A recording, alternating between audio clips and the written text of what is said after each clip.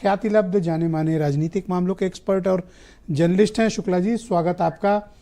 तो फाइनली अब हम लोग मिशन मथुरा पर मुख्यमंत्री और बीजेपी जुट गई है। आप किस तरह से आकलन करते हैं? धन्यवाद विजय जी। भारतीय जनता पार्टी से जो आप अपेक्षा, मतलब जो भारतीय जनता पार्टी की राजनीति करने का तरीका है, उससे इतर तो है नहीं। वो ध्रुवीकरण की राजनीति से वो अलग हो नहीं सकती, हिंदुत्व की राजनीति से वो अलग हो नहीं सकती। तो मथुरा के मुद्दे पर उनका जाना कोई अस्वाभाविक नहीं है। महाकुंभ को लेकर के जिस तरीके से हाइप क्रिएट करने की कोशिश की भारतीय जनता पार्टी ने, कुंभ के मेले के दौरान भारतीय जनता पार्टी के विभिन्न संगठनों ने जितने व्यापक तरीके से वहां सक्रियता बरती, लोगों से मिलने जुलने का काम किया और बड़े पैमाने पर अपनी संस्थाएं स्थापित की, तो अब कोई ऐसी बात नहीं है कि जो अप्रत्याशित रहा। आप बिहार के चुनाव देख लीजिए, बिहार में संघ प्रमुख पहुंच गए, जितने धार्मिक गुरु हैं वो सब पहुंच गए और उन्होंने एक तरह का माहौल बनाने की कोशिश शुरू कर दी। तो भारतीय जनता पार्टी कहेगी क्या अगर गवर्नेंस की बात करने की स्थिति में है नहीं? आप उत्तर प्रदेश में प्रति व्यक्ति आय की स्थिति देख लीजिए, उत्तर प्रदेश की आर्थिक प्रगति देख लीजिए, किसानी कृषि के क्षेत्र विकास देख लीजिए, औद्योगिक विकास देख लीजिए, रोजगार की स्थिति देख लीजिए। सरकारों से आप यही उम्मीद करते हैं, लेकिन प्रदेश में भारतीय जनता पार्टी की सरकार इन मुद्दों पर बात करने की स्थिति में नहीं है। तो वह हिंदुत्व के मुद्दे को अपने छोड़ेगी नहीं, उसकी बड़ी कंस्टिट्यूएंसी है। हाँ जी, उससे अलग होने का कोई सवाल नहीं पैदा। क्या ये मुद्दा अयोध्या इतना मोमेंटम क्रिएट कर सकता है? मुझे नहीं लगता। सरकार में रहने के बाद गवर्नेंस के मुद्दे से आप अलग नहीं हो सकते।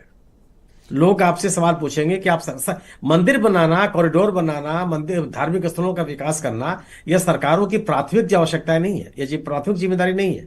वो भी है आप, लेकिन जो लोगों के जीवन को प्रभावित करने वाले कारक हैं उनको संबोधित करना आपकी प्राथमिक जिम्मेदारी है। लोगों को बेहतर शिक्षा मिल जाए, स्वास्थ्य सस्ता हो जाए, किसानों को बेहतर उपज की कीमत मिल जाए, उनको, ये वो आपकी प्राथमिकता है। उन प्राथमिकताओं की जवाबदेही आप पे बनेगी। तो वो एक विपक्ष की पार्टी थी जब अयोध्या का आंदोलन चल रहा था, और उस आंदोलन के बाद से कोई भी आप मोमेंटम देख लीजिए, वो नहीं बन पाया। लोग उतने उतावले या उसको लेकर के उस तरीके से अपनी आस्था व्यक्त नहीं कर। धर्म एक आस्था का विषय है। जैसे आपने देखा कि बजट में अभी 155 करोड़ रुपए एलोकेट किए गए हैं और मुख्यमंत्री ने आज स्वयं ये घोषणा की है कि अब मथुरा की बारी है, बरसाना, नंदगांव, वृंदावन, मथुरा कॉरिडोर, खुद वो बोले। उन्होंने अपने जो आपने उनका उद्बोधन सुनाया उसमें उन्होंने केवल 3 ही जिलों का नाम लिया, काशी, वाराणसी और मथुरा।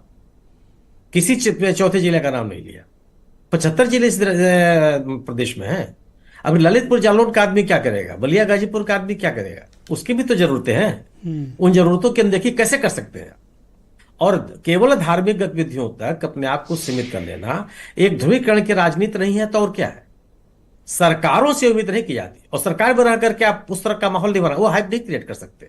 लोग आपसे पूछेंगे, अगर सरकार इस बात के लिए अपना पेट थपथपाएगी कि एक बहुत ही भव्य उसने कुंभ किया, तो यह भी लोग आपसे सवाल पूछेंगे क्या धार्मिक स्थलों का विकास चुनावी रणनीति का हिस्सा है? क्या ये राज्य के हित में? अगर आप प्राथमिक जरूरतों की अनदेखी करके धार्मिक स्थलों का विकास करते हैं तो आपका पॉलिटिकल एजेंडा है। अगर आप धार्मिक आयोजन से राजनीतिक लाभ लेने की कोशिश करते हैं तो आपका पॉलिटिकल एजेंडा है। क्या समाजवादी पार्टी और कांग्रेस इस मुद्दे पर घिर जाएगी? इस कारण बीजेपी ने ये मुद्दा डाला है, क्योंकि भगवान श्री कृष्ण का मुद्दा यदुवंशियों के बड़े दिल के हृदय के करीब है। नहीं, मेरा अपना मानना यह है कि धार्मिक ध्रुवीकरण की तुलना में जो सामाजिक सशक्तिकरण का मुद्दा है वो ज्यादा प्रभावी होगा। मतलब सरकारों से जवाबदेही मांगी जाएगी। पीडीए चलेगा? मुझे लगता है कि चलेगा। ऑल राइट, न चलेगा कोई वजह नहीं है। जी जी जी, ठीक। वीरेंद्र जी भी हमारे साथ इस